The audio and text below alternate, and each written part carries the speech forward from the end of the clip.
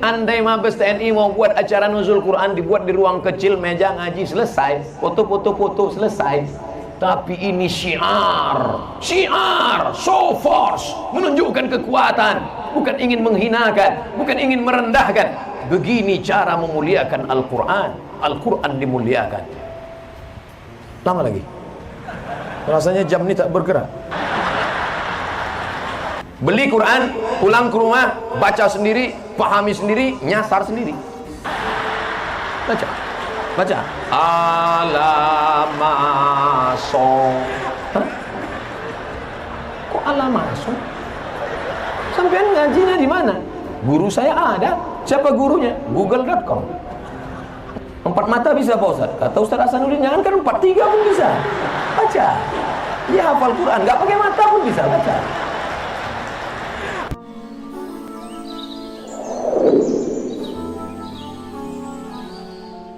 Yang sama-sama kita hormati Kepala Staf Angkatan Darat Bapak Jenderal TNI Mulyono beserta Ibu, Bapak Wakil Kepala Staf Angkatan Darat beserta Ibu. Selanjutnya bapak-bapak yang tidak dapat saya sebutkan nama jabatannya, saya khawatir salah karena menjelang berbuka ini kita kurang konsentrasi. Dari Makkah terus ke Muzdalifah, pergi haji adik-beradik. Sudah lama berceramah, baru ini saya diculik.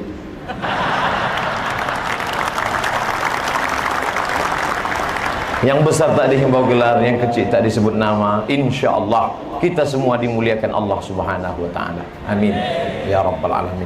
Saya diberikan waktu kesempatan yang amat sangat panjang.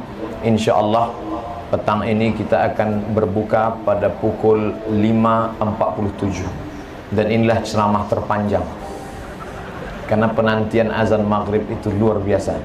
Sampai-sampai banyak saudara kita yang mendengarkan azan zuhur rasanya seperti azan maghrib, karena mirip sekali. Bapak Ibu yang dimuliakan Allah Subhanahu wa Ta'ala, kalau ada istilah culik, maka saya adalah orang diculik yang jatuh cinta kepada yang menculiknya. Sungguh kata yang dipilih oleh Bapak Kepala Staf Angkatan Darat, kata-kata yang tajam, tapi sesungguhnya itu memberikan kelembutan yang luar biasa.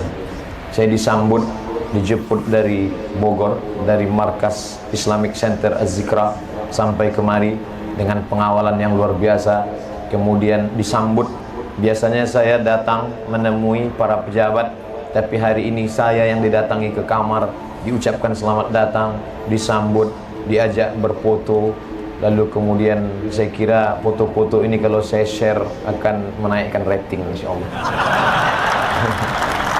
Dan menghilangkan tuduhan-tuduhan bahwa radikal, anti NKRI dan lain sebagainya bagi orang-orang yang tidak mengenal. Tak kenal maka tak sayang, tak sayang maka tak cinta. Datanglah Sukarni kepada Soekarno. Mirip namanya Pak Ustadz. Tidak ada yang kebetulan, ini takdir Allah. Pak Sukarni datang kepada Bung Karno, Presiden Insinyur Soekarno. Kata dia, kita ini Bapak Presiden harus kita deklarasikan proklamasi kemerdekaan Republik Indonesia hari ini, hari Kamis, tanggal 16 Agustus 1945. Kata Presiden Soekarno, besok 17 Agustus. Kenapa mesti menunggu besok? Kata Sukarni, karena besok adalah Jumat Legi. Saya percaya bahwa itu hari kebahagiaan. Presiden Soekarno percaya hitungan-hitungan hari. Besok adalah 17 Agustus dan angka 17 memiliki angka rahasia. 17 rakaat orang Islam salat menempelkan keningnya ke lantai mengagungkan Allah SWT.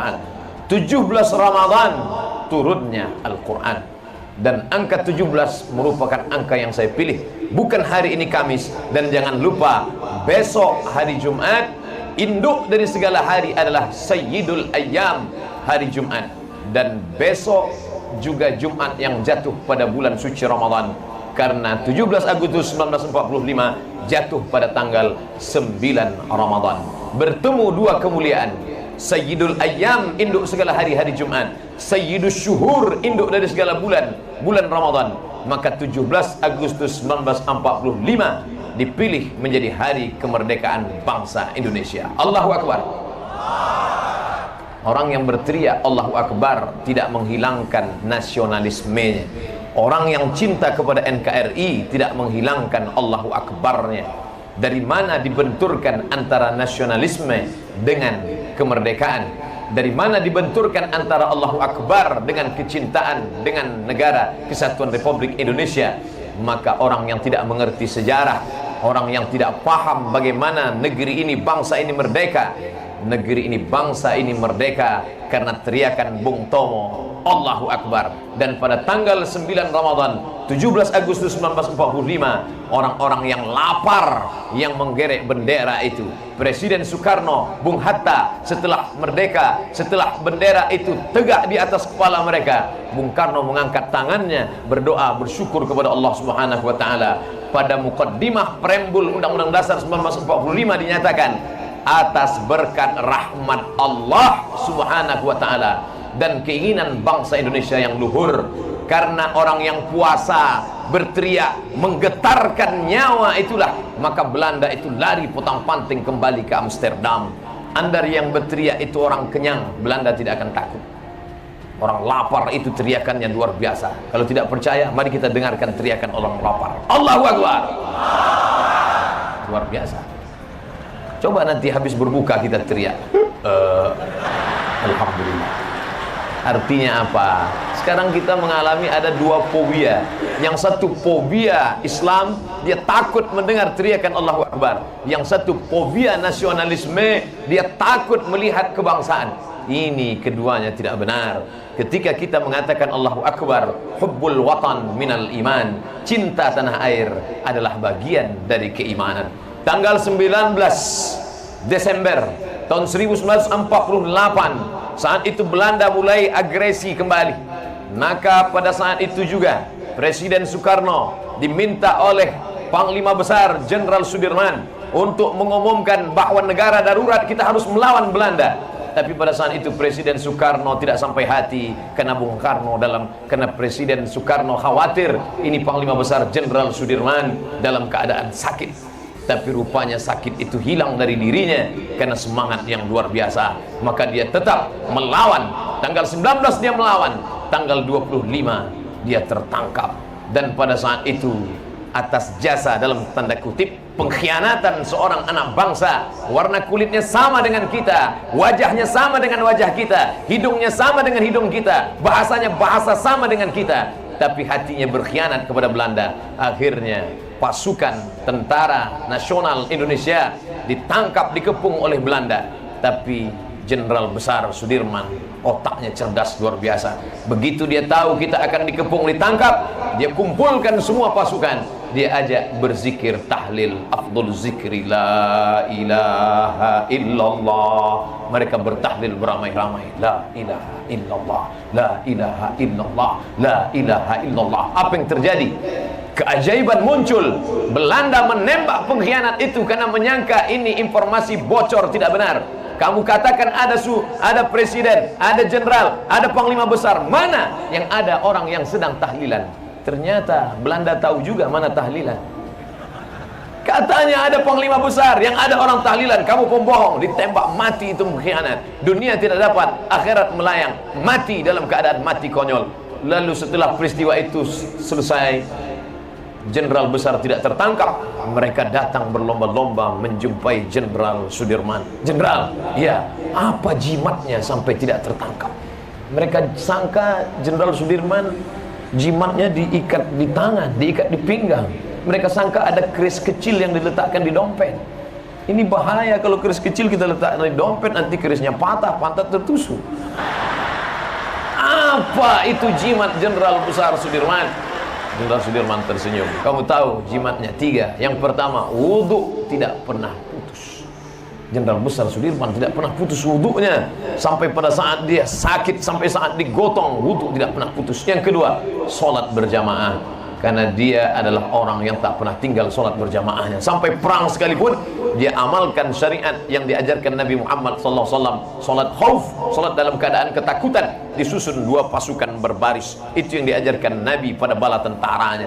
Nabi Muhammad menjadi imam, dan disusun baris pertama salat, baris yang kedua memegang senjata untuk melihat kalau ada musuh datang. Selesai 2 rakaat salam, baris pertama mundur ke belakang, baris belakang maju ke depan, salat dilaksanakan sampai apa kata Allah Ta'ala, wa idza kunta fihim fa aqamta lakumus shalah, pada saat perang sekalipun kalian tetap melaksanakan salat berjamaah. Itu diamalkan oleh Panglima Besar Jenderal Sudirman. Pertama, wudhu tak putus. Yang kedua, salat berjamaah walaupun perang. Yang ketiga, cinta kepada bangsa. Namanya tidak pernah minta diabadikan, dia tidak pernah minta dibuatkan. Apa doanya? Assalamualaikum ya ahlad diyar minal mu'minin wa inna insyaallah bikum lahiqun yarhamullahul mustaqdimin wal mustakhirin nas'alullah lana wa lakumul afiyah. Apakah mesti satu nafas? Tidak, jangan dipaksakan, nanti nafasnya habis. Boleh disambung, silakan. Oh, doanya panjang sekali Pak Ustadz, kami diajarkan doa yang pendek. Assalamualaikum ya ahlal kubur. Oke, nggak masalah, daripada nggak baca doa sama sekali. Itu menunjukkan doa pada orang meninggal sampai. Yang kedua, ketika Nabi SAW lewat di suatu makam, Nabi membelah pelepah korma, Nabi tusukkan ke makam. Sahabat heran, kenapa pelepah korma ditusukkan ke makam ya Rasulullah? Ini pelepah korma bertasbih, tasbihnya sampai pada orang yang meninggal. Maka kata Imam An-Nawawi, meninggal tahun 676, dari kalangan mazhab Syafi'i, kalau tasbih pelepah korma saja sampai pada orang yang meninggal, apalagi bacaan ayat Quran yang dibacakan di Mabes TNI Angkatan Darat sampai. Gak juga percaya sampai, payah membuktikannya. Saya sudah bacakan dalilnya.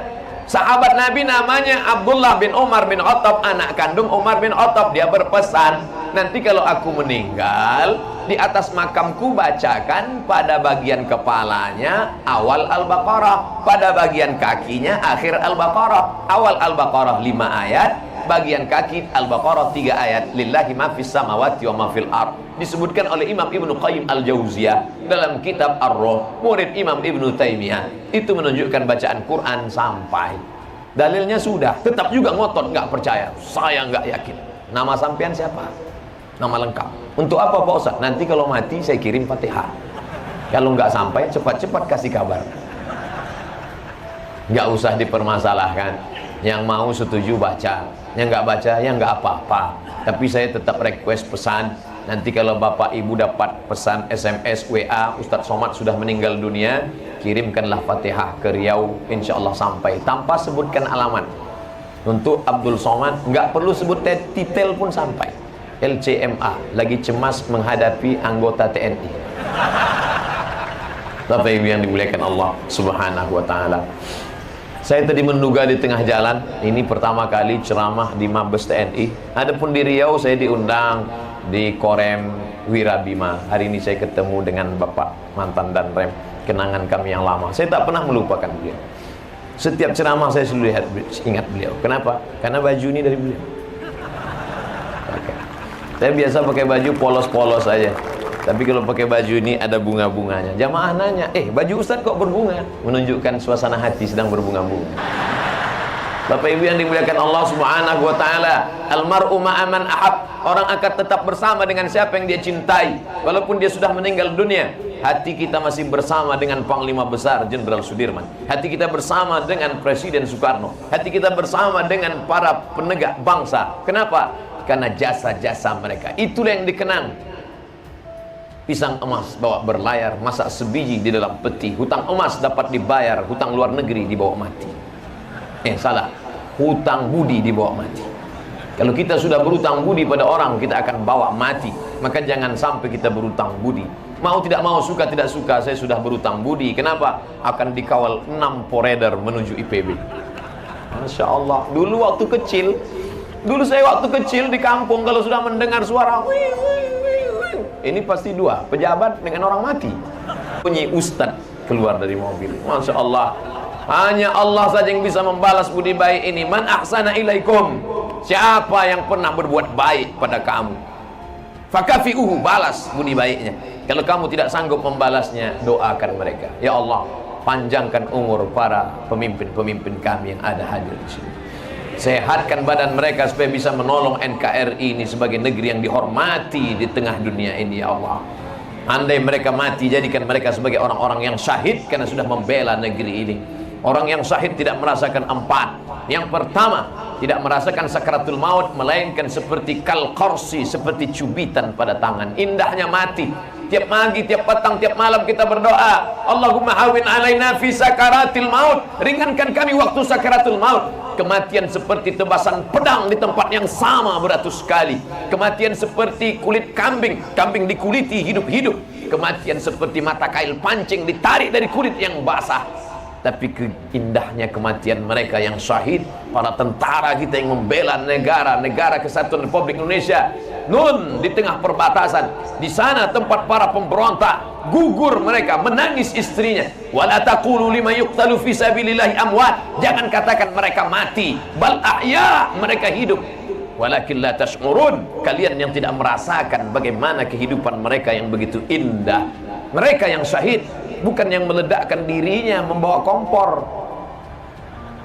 Mereka yang syahid, siapakah yang syahid? Mereka yang membela negaranya karena Allah Subhanahu wa taala. Dia langkahkan kakinya, bismillah tawakkaltu 'ala Allah, la haula wala quwwata illa billah. Itu yang menghilangkan rasa takut dari dalam hatinya. Itu yang membuat dia tidak cemas ketika ditangkap tentara-tentara Israel oleh pasukan Palestina. Mereka buka, celananya, ternyata tentara Israel itu pakai pampers, kencing-kencing mereka, ketakutan. Tapi tentara kita tidak ada takutnya sedikit pun. Kenapa? Mana urat takutnya sudah putus. Ala inna auliya Allah, ketahuilah orang-orang yang menolong agama Allah, orang-orang yang ditolong oleh Allah, la khaufun alaihim, mereka tidak ada rasa takut, walahum yahzanun, tak ada rasa sedih. Takutnya sudah dicabut Allah, sedihnya sudah dicabut Allah Subhanahu wa taala. Itu yang ada dalam diri orang-orang yang berpuasa. Dia tidak takut. Padahal dokter sudah memvonis dia, Bapak jangan puasa, ini ususnya sudah bolong. Kemana-mana bawa tas laptop. Disangka orang isinya laptop, ternyata roti gabit. Setiap setengah jam sekali harus ngunyah. Tapi ketika dia berpuasa dengan benar, heran, kenapa sakit mahnya hilang. Melapor ke dokter, Pak dokter, ya saya kalau tidak puasa biasanya perut ini sakitnya minta ampun. Tapi kenapa ketika saya berpuasa kok malah penyakit mah saya hilang? Kok bisa begitu? Dokter Muslim tersenyum. Apa kata dia? Bapak tahu nggak? Tadi ketika sahur, Bapak sudah berkata, nawaitu shauma ghadin an ada'i fardhi syahri ramadhana hadhihi sanati lillahi ta'ala. Aku berniat puasa besok.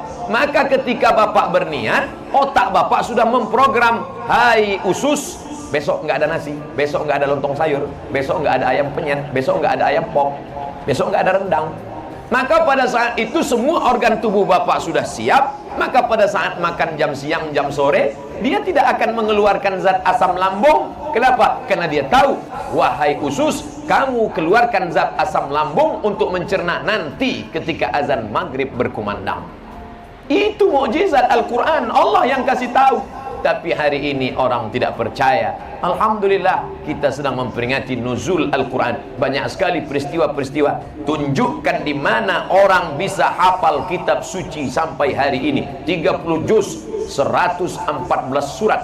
Imam besar Masjid Istiqlal Al-Mukarram Ustadz Doktorandus Haji Hasanuddin Sinaga MA, 30 juz ada di kepalanya.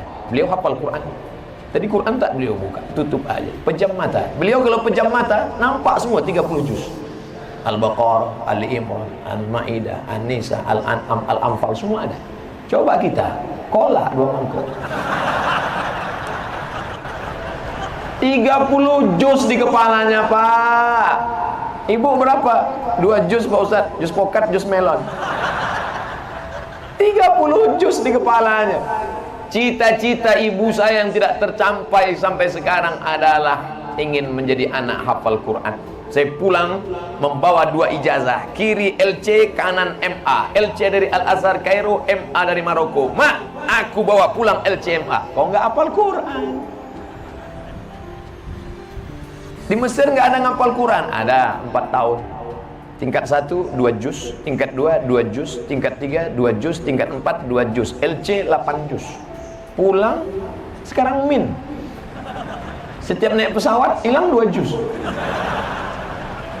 Bapak Ibu yang dimuliakan Allah Subhanahu wa taala, Al-Qur'an luar biasa. Yassarnal Qur'ana lidzikri, kami mudahkan Quran untuk dihafal. Fahal mim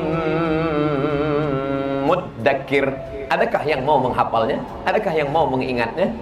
Saya paham, saya tahu tentara-tentara banyak yang hafal Quran, banyak yang bisa baca Quran, tapi karena acara petang ini acara nasional, maka pakai qori naturalisasi dari imam besar Masjid Istiqlal. Kami ketika acara di Korem Wirabima Pekanbaru, saya lihat pakai baju tentara naik ke atas. Dalam hati saya, pasti qori nggak datang.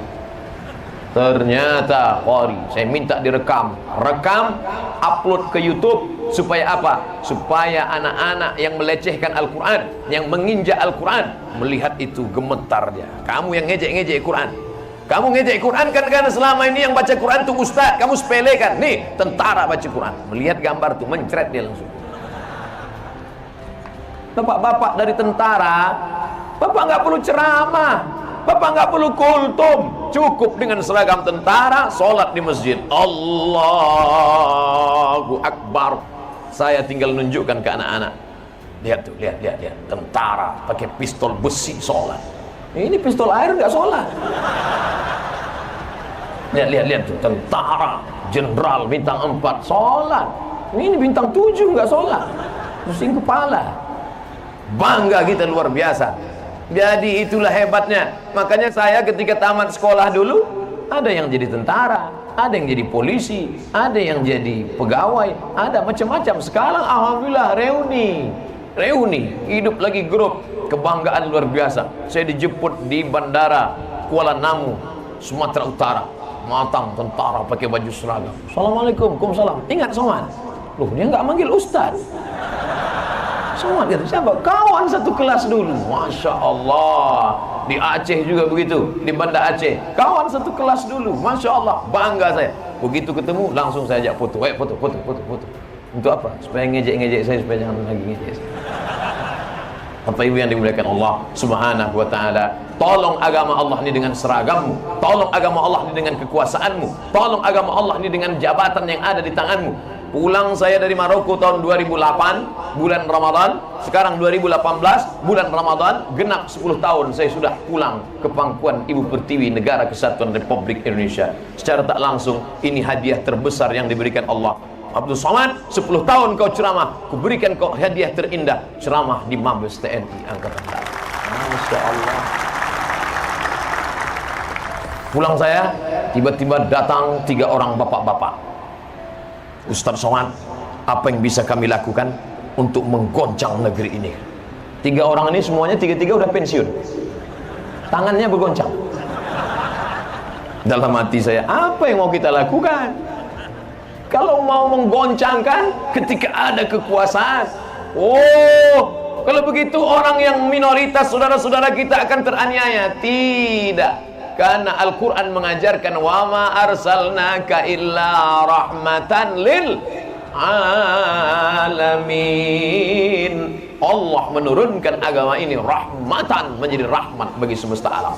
Nabi melepas pasukan menuju tempat bernama Mu'tah. Zaman dulu kalau ada pasukan perang, ratakan dengan tanah, hancurkan, bunuh semuanya.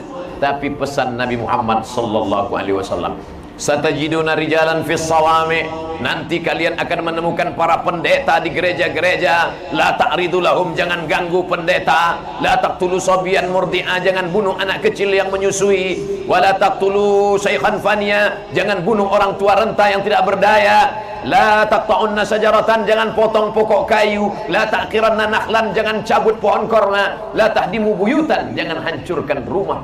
Maka Islam tidak pernah menghancurkan. Kalau ada yang meledakkan, bukan ajaran Islam. Ada yang membunuh, bukan ajaran Islam. Kalau mereka yang berbeda agama denganmu, tidak seakidah denganmu, mereka tidak mengusir kamu dari kampung halamanmu, mereka tidak membunuh kamu.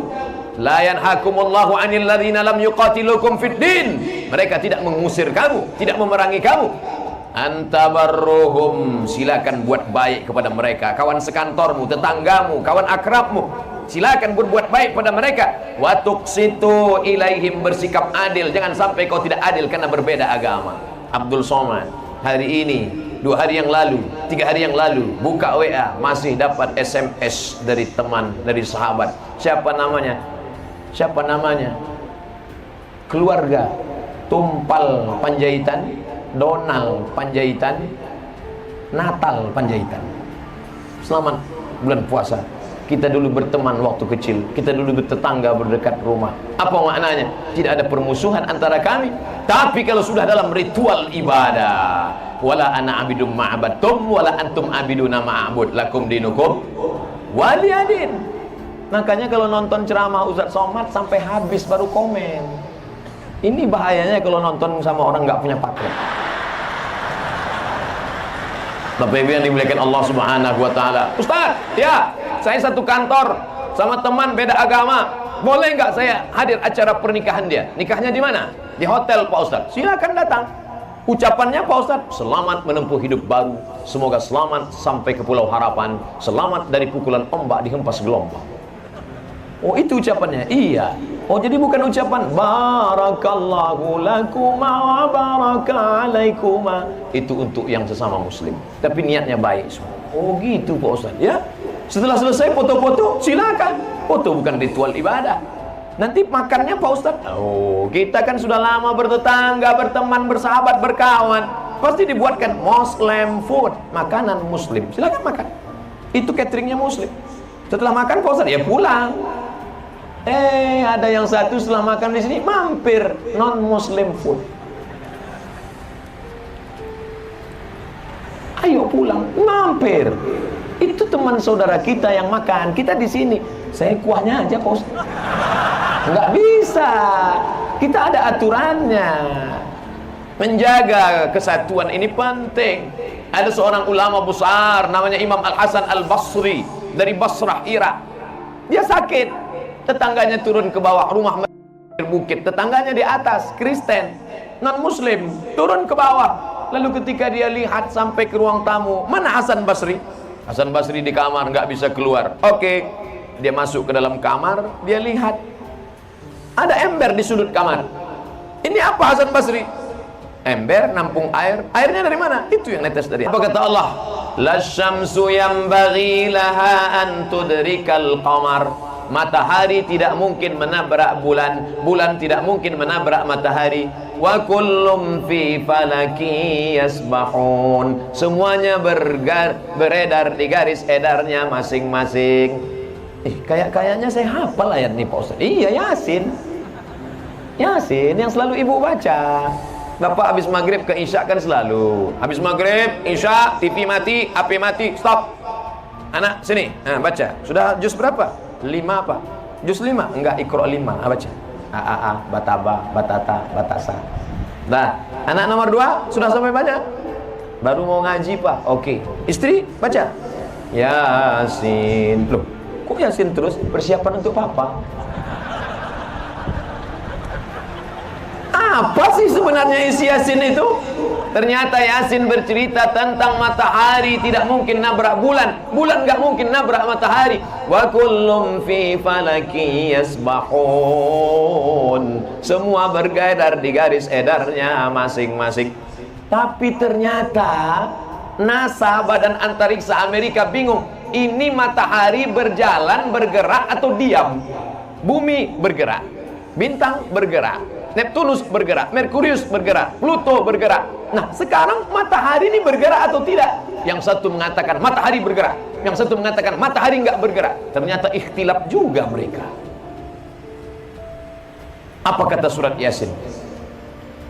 Asy-syamsu tajri li mustaqarril laha. Matahari bergerak kencang di garis edarnya. Oh, ternyata matahari itu bergerak. Kenapa ketika diteropong matahari tidak bergerak? Wasyamsu tajri li mustaqarril laha. Dia tidak berputar seperti bumi, tapi dia berputar kencang di tempat diamnya. Sama seperti velg mobil racing, ketika dilihat dengan kamera seperti tidak bergerak, saking kencangnya 200 km per jam sehingga kelihatan tidak bergerak. Siapa yang memberitahu kita tentang matahari bergerak, planet-planet bergerak? Yasin sudah bercerita tentang itu. Lalu kenapa yang menemukannya Badan Antariksa Amerika, NASA? Kenapa bukan orang Islam? Karena orang Islam baca Yasin tidak memahami artinya. Yasin dibaca ketika pindah rumah untuk ngusir hantu jembalang tanah Suster Ngesot. Katanya kalau baca Yasin bisa pergi hantu-hantu, setan-setan. Memang betul. Silakan baca, karena itu ayat Al-Quran. Fungsi Al-Quran pertama, wa nunazzilu minal Qur'ani ma huwa syifaa. Quran sebagai syifa, syifa penyembuh, penawar duka. Siapa yang hatinya susah, baca Quran. Bismillahirrahmanirrahim. Yasin wal Qur'anil hakim, innaka laminal mursalin. Bacanya pelan-pelan. Ini sekarang banyak orang baca cepat-cepat, langsung beli. Macam ngitung uang aja. Turjaon, fayakun. Mana mau menenangkan hati? Wa idza quri'al Qur'an, kalau ada orang baca Quran, fastami'u lahu, dengar baik-baik, diam. Wa ansitu, diam, la'allakum turhamun. Mendengar bacaan Quran tadi tenang jiwa kita. Dan bacaan Quran kalau direnungkan bisa meneteskan air mata. Bayangkan ketika Syekh Abdul Rahman Sudais membaca ayat, Syekh Su'un As-Suraim, Syekh Mu'aikli, Syekh Affasi membaca ayat, kullama nadijat juluduhum, ketika kulit mereka melepuh, gosong, terbakar, badalna juludan ghairaha, kami ganti dengan kulit yang baru. Terbakar, kami ganti dengan kulit yang baru. Melepuh, kami ganti dengan kulit yang baru. Liyazuqul azab, supaya mereka merasakan sakitnya azab. Diletakkan kerikil neraka di tapak kaki, mendidih otak di kepala. Mendengar ayat itu dibaca, menangis imamnya. Jamaah umroh kita pun menangis juga. Selesai sholat, nanya, sampean nangis kenapa? Lama betul baru ruku. Oleh sebab itu belilah Al-Quran yang ada terjemahnya. The Miracle References. Miracle, amazing, luar biasa. References, referensi yang luar biasa. Kenapa? Di dalamnya ada 5. Ada ayat Quran, ada tajwid berwarna, nun mati berjumpa dengan qaf biru, qab, ba qalqalah hijau, warna-warni, kita ingat bacaannya. Lalu kemudian di dalam ada terjemahannya. Selama ini terjemahnya ini ayat, ini terjemah. Tapi ketika kita beli Quran yang bagus ini, ada terjemah potong-potong. Syahrul Ramadan alladzi unzila fihi al-Quran. Syahrul, bulan Ramadan, bulan Ramadan. Alladzi, yang unzila, diturunkan, fi, di dalamnya, hi-nya Quran. Oh, ternyata ini artinya. Allah susun ini Quran dengan susunan yang luar biasa. Surat yang terpanjang Al-Baqarah. Di sanalah kosakata terbanyak. Sengaja disusun Allah di kosakata terbanyak, terbesar di surat Al-Baqarah. Siapa yang menguasai kosakata di surat Al-Baqarah 2 juz 4 lembar, maka otomatis dia menguasai surat-surat yang lain. Mudah bagi dia untuk memahami yang lain. Afala yatadabbaruna al-Quran, mengapa mereka tidak merenungkan isi Al-Quran? Am ala qulubin aqfaluha, apakah hati mereka sudah terkunci? Baik sekali. Tapi Quran ini belajar, kita mesti berguru. Kalau tidak berguru, kita tidak tahu bacaannya. Amaso, hah? Kok alamaso? Sampean ngajinya di mana? Guru saya ada. Siapa gurunya? Google.com. Tapi kalau bisa jangan yang lain-lain tahu, saya malu nih. Televisi Pendidikan Indonesia dulu acaranya tengah malam. Memang biasa acara-acara agama itu tengah malam, jam-jam 1 lah. Apa acaranya? Orientalis dari Prancis masuk Islam. Orientalis orang barat yang mengkaji Islam, mencari kelemahan Islam, tapi malah terpedaya dengan Islam, akhirnya masuk Islam. Apa pesan dia? Baca Al-Quran dengan bahasa apa dia diturunkan. Sekarang banyak orang baca Quran pakai translate yang transliterasi Indonesia. Ketika baca ramai-ramai betul, tapi pas suruh baca satu-satu, coba baca sendiri. Ya Asin. Loh, kok ya Asin? Ini A-nya 2. Alat zina. Loh, kok menjadi alat zina? D sama Z itu bacanya za. alladzina. Dalam bahasa Arab ada huruf la, ada huruf za, ada huruf Allah. Itu tidak ada dalam bahasa kita. Ada sa, ada tha, ada sya, ada so. Abdus Somad. Qul huwallahu ahad, Allahus Somad. Tentang nama dia. Ini tidak ada dalam bahasa lain, Pak. Ribet nih bahasa Arab nih, Pak Ustaz. Kenapa mesti diturunkan dalam bahasa Arab? Ribet ini bahasa Arab. Ente kan belajar bahasa Inggris. Iya. Dalam bahasa Inggris juga ada huruf sya, shin. Mana contohnya? Workshop. Where are you going? I am going to shopping center, Washington DC. S dengan H tetap sya. Makanya banyak pertanyaan ke WA saya, Ustaz, mana yang betul? Insya Allah pakai SY atau insya Allah pakai SH? Itu masalah transliterasi saja, Mas. Kalau Indonesia shinnya SY, maka insya Allah. Tapi kalau Inggris SH. Zakir Naik kenapa pakai SH? Karena dia India itu ikut ejaan Inggris. Kita nggak mau ikut Inggris. Belajar bahasa Inggris. Saya, Pak Ustaz, anak saya pusing nggak bisa bahasa Inggris. Mudah, kirim ke Pare. Kirim ke Pare. Kawan saya kirim ke Pare, 6 bulan pulang lancar bahasa Jawa. Bahasa Arabnya lancar juga, bahasa Inggrisnya lancar juga. Bonusnya TOEFL, Test of English Foreign Language. Inggris silakan, tapi jangan lupa, emang ente sholat pakai bahasa Inggris? Inna sholati, my praying, wa mahyaya, my life, wa mamati, my die, lillahi ta'ala, for Rabbil fili, please forgive me, warhamni, bless me. Emang nggak bisa saya bahasa Inggris? Oleh sebab itu maka ini bahasa harus kita pahami. Saya tidak melarang orang bahasa Inggris.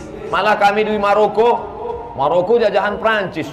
Tiba-tiba pas lagi baca daftar mata pelajaran yang diambil semester ini, bahasa Prancis. Saya paling berani ngadap-ngadap begini. Saya datang ke rektor. Assalamualaikum rektor. Waalaikumsalam. Ini nggak ada gunanya nih bahasa Prancis. Nggak dipakai di Riau. Ente belajar di sini ikut pelajaran. Kalau nggak mau out. Ngeri juga kita. Akhirnya ngambil lagi pelajaran itu, belajar lagi dari awal. A, B, C, D, E, F, G. Dari awal lagi.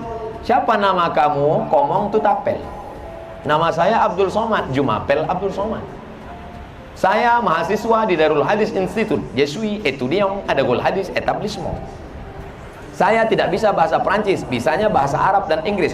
Je ne parle pas français, parle anglais, arabe. Pokoknya patah-patah tuh lidah. Yang penting beasiswa nggak putus.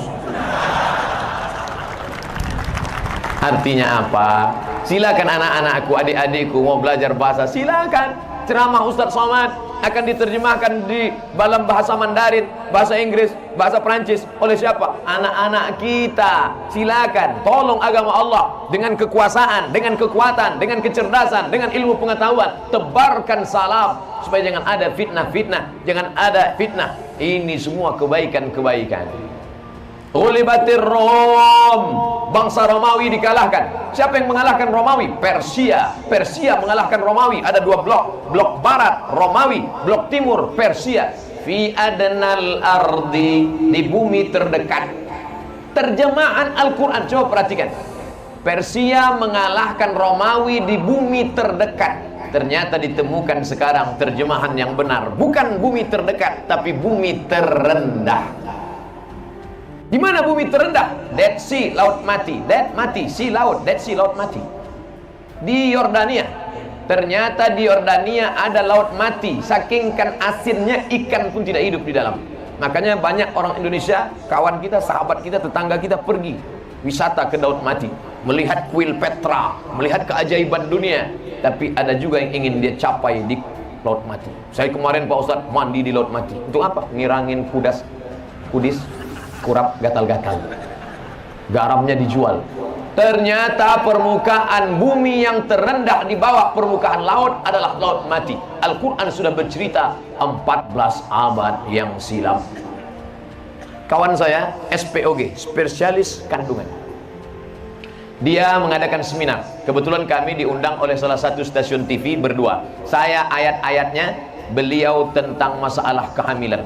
Lalu dia tanya, Ustaz Somad, ya, ini ada ayat manusia diciptakan dari nutfah, sperma, berubah menjadi alaqah, darah berubah menjadi mudghah, daging, lalu daging ini kemudian berubah menjadi tulang lalu kemudian dibalut oleh daging, lalu kemudian menjadi makhluk yang sempurna. Ditutup ayat itu dengan fatabarakallahu ahsanul khaliqin, maha suci Allah sebaik-baik pencipta. Dari sperma, berubah menjadi darah, berubah menjadi daging, berubah menjadi tulang dibalut daging, jadi manusia. Kira-kira Nabi Muhammad tahu ini dari mana? Akhirnya saya, Pak Ustadz, kata dokter SPOG spesialis kandungan, saya pun nanya ke dokter Amerika ketika sama-sama seminar.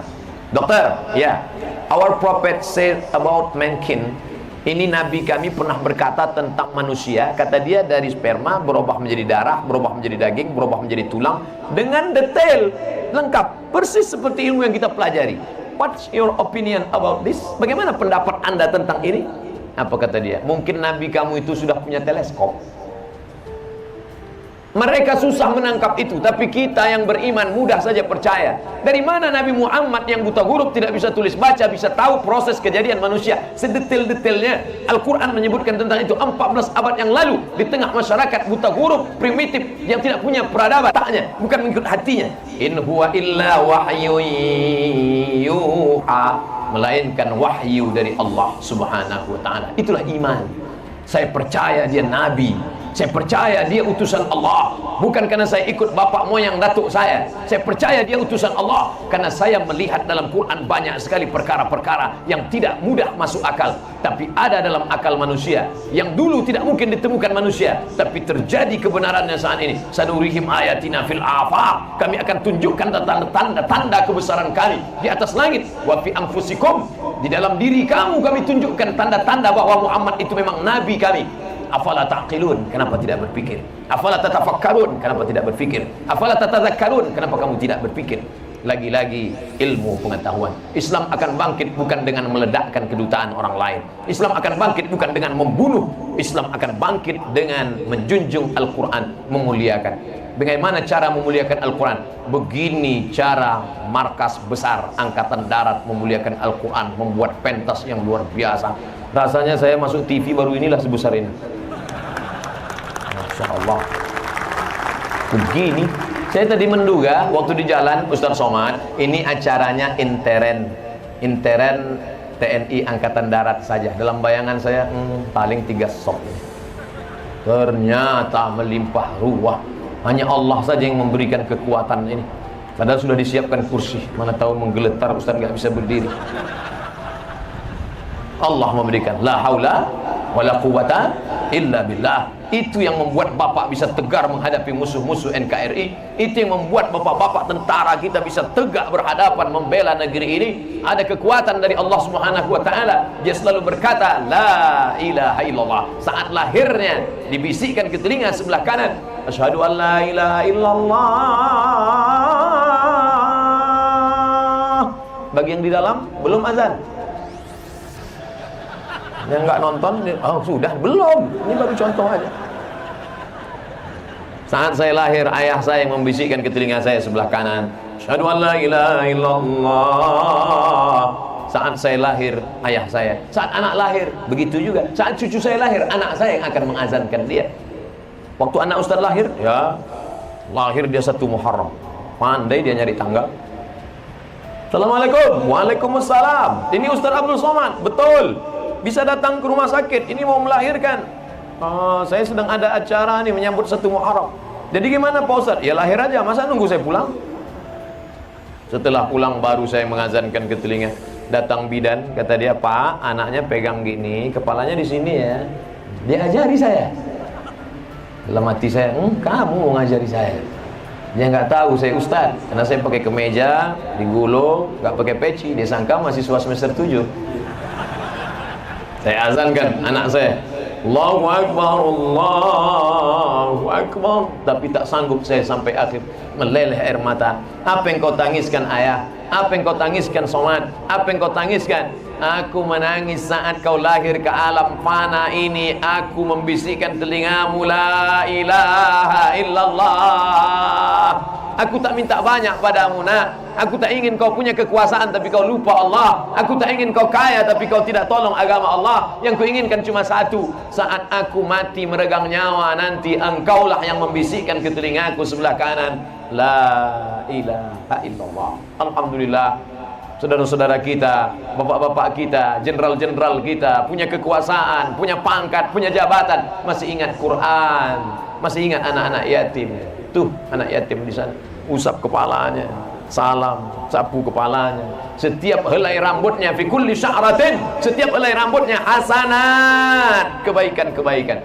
Kenapa kepala anak yatim itu diusap, Pak Ustaz? Ayah dia sudah meninggal dunia, dia rindu kasih sayang.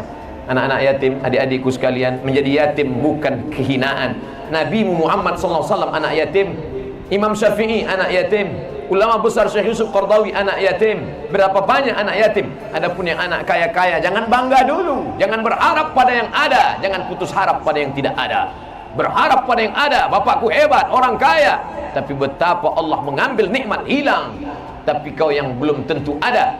Ada yang maha ada, yang membuat yang tidak ada menjadi ada. Innama amruhu idza arada syai'an ayaqula lahu kun fayakun. Itu yang dibangkitkan semangat. Diundang anak-anak ini, mereka akan berjaya di masa depan. Mereka akan menjadi orang yang berhasil. Sampai mati dia ingat, dulu kami diundang di Mabes TNI Angkatan Darat buka bersama. Kapan itu? 20 tahun yang lalu. Ketika itu aku masih anak yatim, sekarang sudah berhasil. Siapa yang ceramah waktu itu? Almarhum Abdul Somad. Di mana dia sekarang? Sudah mati dimakan cacing tanah. Tapi mengalir pahalanya ke makam. Ini pendidikan. Mendidik bukan sekedar ceramah, mendidik menunjukkan kepada umat, begini kami cinta Al-Quran, begini kami memuliakan Al-Quran. Apa salahnya? Tak ada salahnya, tak ada kelirunya. Andai Mabes TNI mau buat acara nuzul Quran, dibuat di ruang kecil, meja ngaji, selesai, foto-foto selesai. Tapi ini syiar, show force, menunjukkan kekuatan, bukan ingin menghinakan, bukan ingin merendahkan. Begini cara memuliakan Al-Quran. Al-Quran dimuliakan. Lama lagi, rasanya jam ini tak bergerak.